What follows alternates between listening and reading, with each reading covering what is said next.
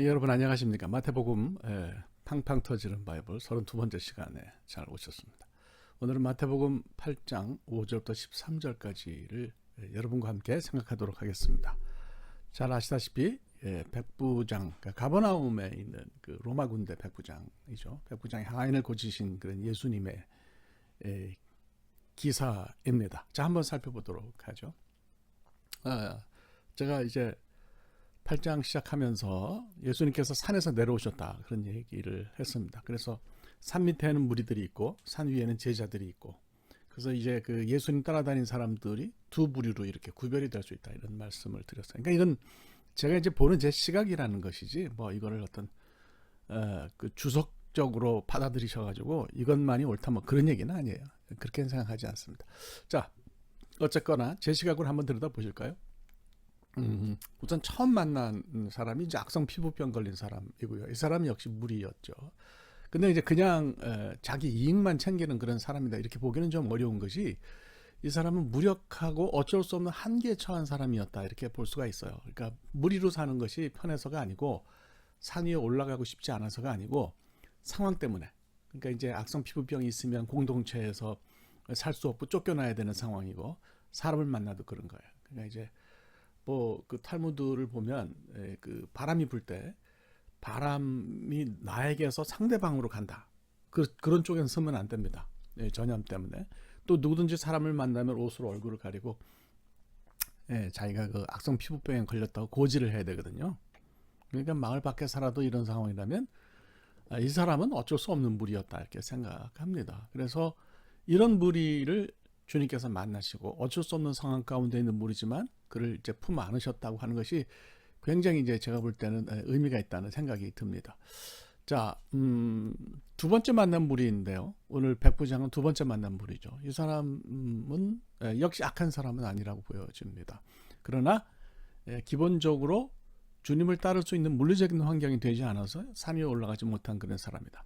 악성 피부병 환자는 몸이 아파서 사람들과 어울리지 못하지만은, 이 사람은 이방인이었던 데다가 로마 군대의 지휘관이잖아요. 그러니까 이제 자기 밑에서 할 일이 있기 때문에 산 위에 가거나 며칠 동안 완전히 주님만 따라다니거나 뭐 이렇게는 할 수 없는 그런 사람이죠. 그래서 주님이 산에서 내려오셔서 이런 두 타입의 무리를 만나셨다고 마태가 말한 것은 굉장히 중요한 포인트다 이런 생각이 듭니다. 그러니까 무리를 무조건 받아들이신 것이 아니고, 어떻게 보면 어쩔 수 없어서 무리인 사람을 주님께서 먼저 이렇게 품 안으셨다. 제 시각이 그렇다는 겁니다. 그래서 제자가 되면 제일 좋고요. 무리라 하더라도 이런 무리는 주님이 눈여겨보시고 품 안으시는 무리라는 생각이 듭니다. 뭐 핑계는 하면 안 되겠죠. 그냥 뭐 주님이 다 아시는데 우리가 핑계 대봤자 뭐 하겠어요. 근데 핑계가 아니고 진실로 어쩔 수 없어서 무리에 처해 있을 수 있는 사람은 주님이 아신다는 거죠. 긍휼히 여기신다는 거죠. 그래서 뭐 나는 제자냐 무리냐 한번 생각해 볼 필요가 있는 것 같고요. 무리라 하더라도 이런 정말 속상할 수밖에 없는 그런 이유가 있는 무리이면 좋겠다는 생각이 듭니다. 자, 그 다음에 이제 백부장에 대해서 좀 생각을 해보시자고요.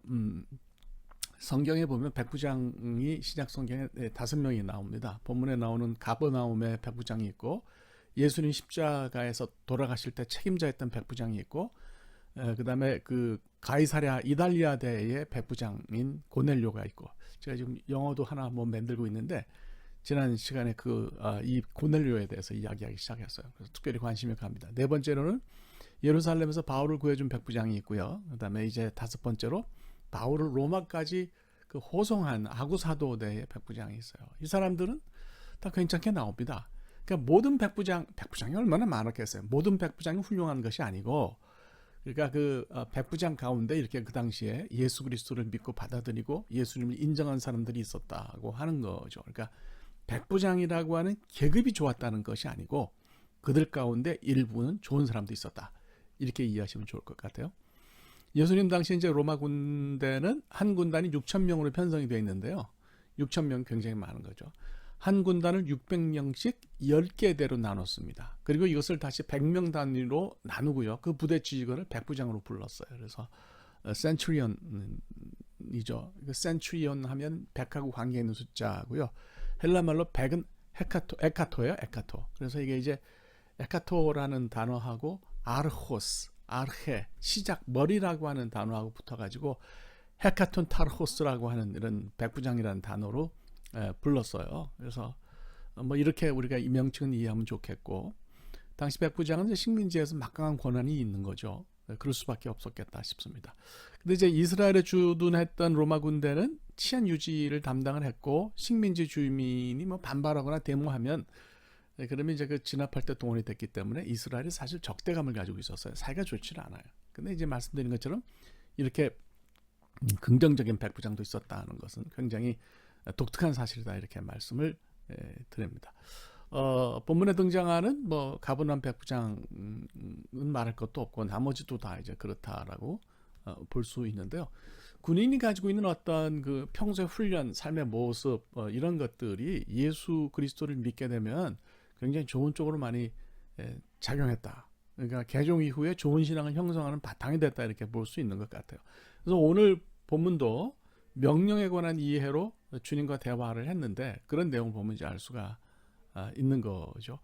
당시에 이제 가버나움의 상황은 그 백부장이 지휘하는 군대가 주둔을 했는데 북부 요단강 북쪽, 요단강 북쪽을 그 횡단하는 동서무역로가 있었어요. 동쪽에서 서쪽으로. 그러니까 이건 크게 보면 메소포타미아 쪽에서 애굽 쪽으로 가는데 가나안을 이제 횡단해야 되잖아요. 그때 이제 그 횡단하는 도로가 바로 가버나움에 있었어요. 굉장히 중요한 그런 성읍이었고, 그래서 그 군대가 꼭 필요했기 때문에 그 군대 병력이 있었고, 또 여러분 아시다시피 세관도 거기 있었다는 것을 볼 수가 있어요. 헤롯 안티파스죠. 여기 이제 유대인이 아닌 사람들로 구성된 수비대를 주둔시켜 놓았던 걸로 보이고요. 아마 본문의 그 백부장은 그 부대의 장교였을 거라고 보여집니다. 자, 이 사람이 이제 주님을 만났는데요. 집에 하인이 아프다. 하인은 파이스라고 하는 단어로 표현하는데 이게 두 가지 뜻이 있어요. children이라는 뜻도 있고 servant라는 뜻도 있어요. 그러니까 만약에 이건 아이가 아니고 하인일 경우에는 단순히 노예가 아니고 집안을 다스리는 집사 같은 역할을 하는 사람이에요. 그러니까 구약 성경으로 따지면 요셉과 같은, 보디발의 집에서 요셉과 같은 역할을 했던 사람이다, 이렇게 볼 수 있죠. 아주 중요한 사람이었던 거죠. 그러니까 이 사람이 굉장히 중요했기 때문에 아쉬워서 뭐 주님께 고쳐달라고 나왔던 건 아니고요. 주님께 고쳐달라고 말한 사람이 중요한 사람이었다, 이렇게 보면 되는 거죠. 굉장히 이 백부장은 의리가 있었던 것 같아요. 또 잘 자기 집안 사람들 비록 종이지만 품 안았던 것 같고요. 그런 걸로 집안을 다스렸던 것 같아요. 의리 있는 신앙은 아닙니다. 그런데 분명히 신앙은 아니죠. 그렇지만 의리 있는 사람이 신앙을 가지게 되면 굉장히 큰 장점이 되는 건 맞는 것 같아요. 성품이 좋은 사람이 예수를 믿게 되면 성품이 더 이게 굉장히 디벨롭 된다, 커진다, 이렇게 이제 볼 수가 있는 거죠. 오늘 본문을 보면 군인의 특성이 잘 드러납니다. 말씀으로만 고칠 수 있다. 말씀으로도 고칠 수 있으니까 집에 굳이 안 오셔도 된다. 이거는 우리 집에 오시지 말라는 것이 아니고 명령을 따르는 모습으로 믿음을 표현한 거라고 볼 수 있어요. 히브리서 11장 1절을 보면 믿음은 바라는 것들의 실상이요 보지 못하는 것들의 증거라 그랬어요. 그죠? 실상은 후퍼스타시스예요. 우리 삼위일체 할 때 삼위를 가리키는, 위격을 가리키는 표현이 그 후퍼스타시스거든요. 본질이라는 거죠. 그러니까 믿음이라고 하는 것이 우리가 바라는 것이 있으면 그 바라는 것의 본질이라. 그 다음에 보지 못하는 것의 증거라 그랬는데 엘랭호스라고 하는 이 단어는 그야말로 프루프예요. 증거예요. 그러니까 이 얘기를 뭐 복잡하게 따질 것이 아니고 눈에 보이지 않더라도 있다고 믿으면 그거 뭐 있는 거예요. 그걸 뜻하는 거라고 보시면 되겠습니다. 그러니까 백부장은 주님이 말씀하시면 그게 눈에 보이지 않고 이성적으로 이해가 되어지지 않고 뭐 합리적이지 않더라도 그대로 될 것이라고 하는 어떤 믿음을 표현한 거죠.